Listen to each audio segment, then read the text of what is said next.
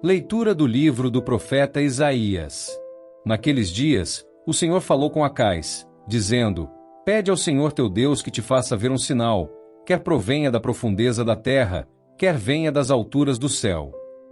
Mas Acais respondeu: Não pedirei nem tentarei o Senhor. Disse o profeta: Ouvi então, vós, casa de Davi, será que achais pouco incomodar os homens e passais a incomodar até o meu Deus? Pois bem, o próprio Senhor vos dará um sinal. Eis que uma virgem conceberá e dará à luz um filho, e lhe porá o nome de Emanuel. 8. Porque Deus está conosco. Palavra do Senhor. Graças a Deus.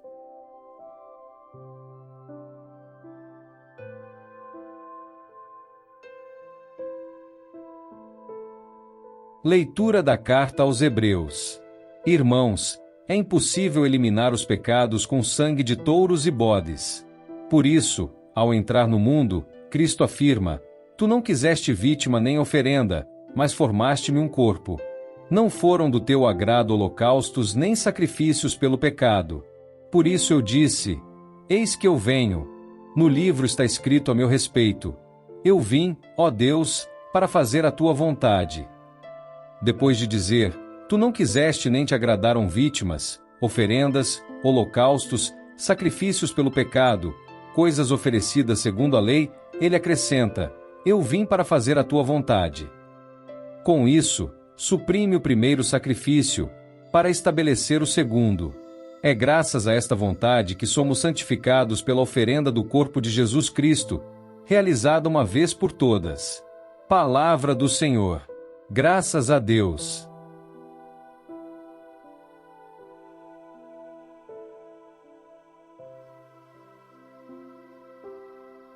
Proclamação do Evangelho de Jesus Cristo segundo São Lucas. Glória a vós, Senhor. Naquele tempo, o anjo Gabriel foi enviado por Deus a uma cidade da Galileia, chamada Nazaré, a uma virgem, prometida em casamento a um homem chamado José. Ele era descendente de Davi e o nome da virgem era Maria. O anjo entrou onde ela estava e disse: Alegra-te, cheia de graça, o Senhor está contigo. Maria ficou perturbada com estas palavras e começou a pensar qual seria o significado da saudação. O anjo, então, disse-lhe: Não tenhas medo, Maria, porque encontraste graça diante de Deus. Eis que conceberás e darás à luz um filho, a quem porás o nome de Jesus. Ele será grande, será chamado Filho do Altíssimo, e o Senhor Deus lhe dará o trono de seu pai Davi. Ele reinará para sempre sobre os descendentes de Jacó, e o seu reino não terá fim. Maria perguntou ao anjo: Como acontecerá isso, se eu não conheço homem algum? O anjo respondeu: O Espírito virá sobre ti, e o poder do Altíssimo te cobrirá com sua sombra. Por isso, o menino que vai nascer será chamado Santo, Filho de Deus. Também Isabel, tua parenta, concebeu um filho na velhice. Este já é o 6º mês daquela que era considerada estéril, porque para Deus nada é impossível. Maria, então, disse: Eis aqui a serva do Senhor. Faça-se em mim segundo a tua palavra. E o anjo retirou-se. Palavra da salvação. Glória a vós, Senhor.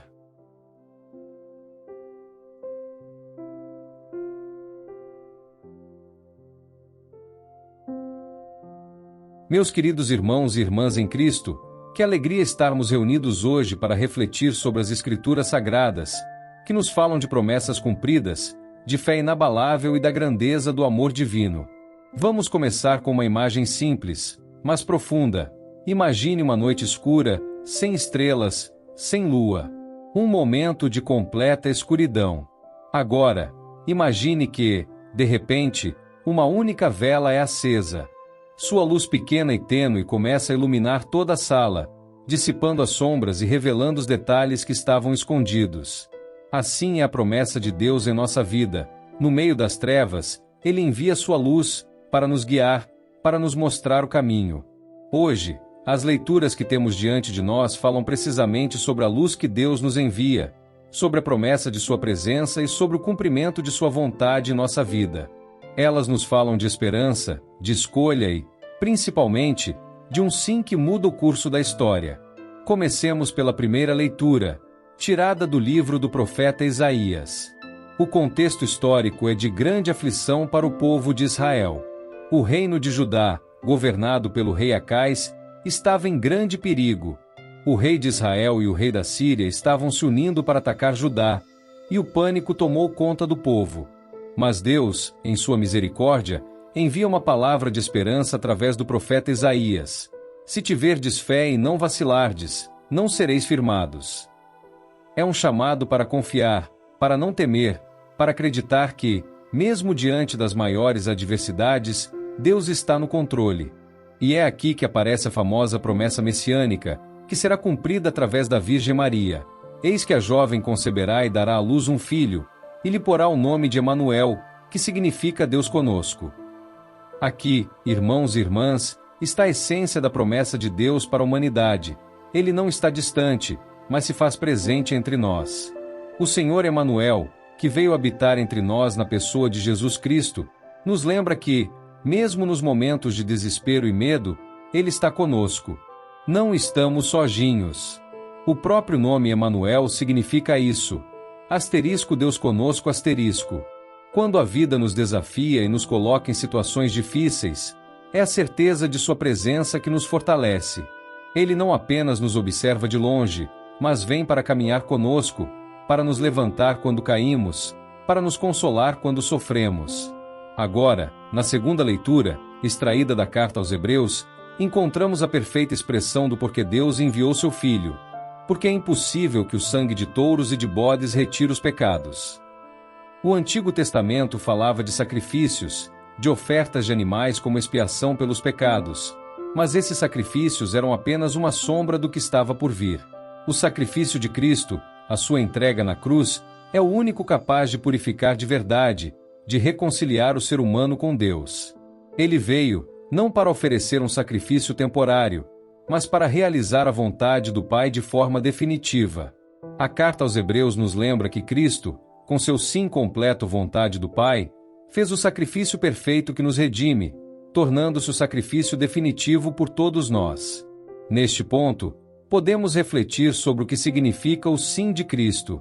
Ele disse sim ao plano de Deus, mesmo sabendo quanto isso implicaria em sofrimento.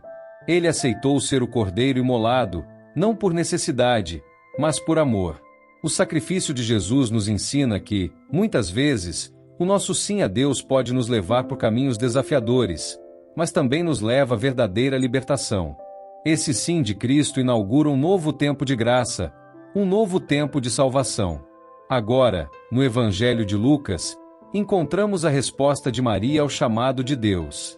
O anjo Gabriel é enviado a uma jovem de Nazaré e lhe traz uma mensagem extraordinária. Eis que conceberás no teu seio e darás à luz um filho, a quem porás o nome de Jesus. Maria, uma jovem simples, sem grande poder ou status, é chamada para ser a mãe do Salvador, e ela responde com um sim incondicional, uma entrega total ao plano divino. Eis aqui a serva do Senhor, faça-se em mim segundo a tua palavra. O sim de Maria, irmãos e irmãs, é a chave de toda a história da salvação. Ele não é um sim fácil, não é um sim sem desafios. Quando Maria aceitou ser a mãe do Salvador, ela sabia que isso implicava muitas dificuldades. Ela teria que explicar o que ninguém entenderia, viver com o estigma da gravidez fora do casamento, enfrentar a pobreza e as dificuldades da vida. Mas ela não hesitou. O sim de Maria é um exemplo para todos nós. Ao aceitar a vontade de Deus para sua vida, ela se torna a primeira discípula, a primeira cristã. Seu sim é a resposta que abre as portas para o Salvador, para a redenção, para a nova aliança entre Deus e a humanidade. A resposta de Maria é também a resposta de fé, uma confiança absoluta nas promessas de Deus, sem questionamentos, sem reservas. Quando ela diz, faça-se em mim segundo a tua palavra, ela demonstra a confiança em que Deus sabe o que é melhor para ela, que seu plano é perfeito e que ela pode confiar em sua sabedoria. Esse é o modelo de fé que todos devemos buscar imitar, uma confiança plena no plano divino, mesmo quando não entendemos completamente. Agora, meus irmãos e irmãs, somos convidados a refletir sobre o que o sim de Maria significa para nós hoje. Maria foi escolhida por Deus para uma missão única e extraordinária. Mas também nós, em nossa vida cotidiana, somos chamados a dizer sim a Deus. A diferença é que, enquanto Maria foi escolhida para ser a mãe do Salvador, nós somos chamados a ser colaboradores do reino de Deus, a viver nossa vida de acordo com o seu plano. Cada sim nosso pode ser uma resposta ao chamado de Deus para transformar nossa vida e o mundo ao nosso redor. Cada pequena ação de amor, cada ato de perdão, cada gesto de misericórdia pode ser um sim que, como o de Maria, faz a diferença na história.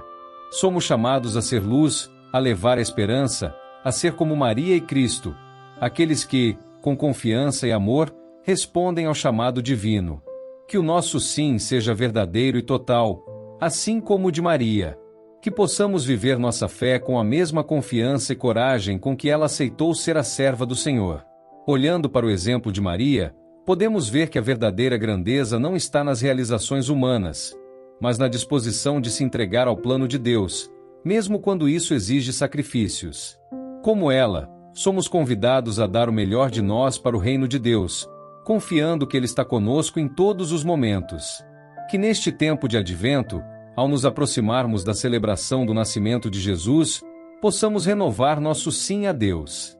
Que a luz de Cristo, a luz que brilhou na noite escura de Belém, também ilumine nossas vidas e nos guie pelo caminho da fé, da esperança e do amor.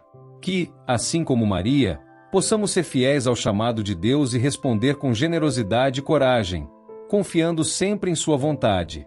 Que Deus nos abençoe, nos fortaleça e nos guie em cada passo da nossa jornada. Amém.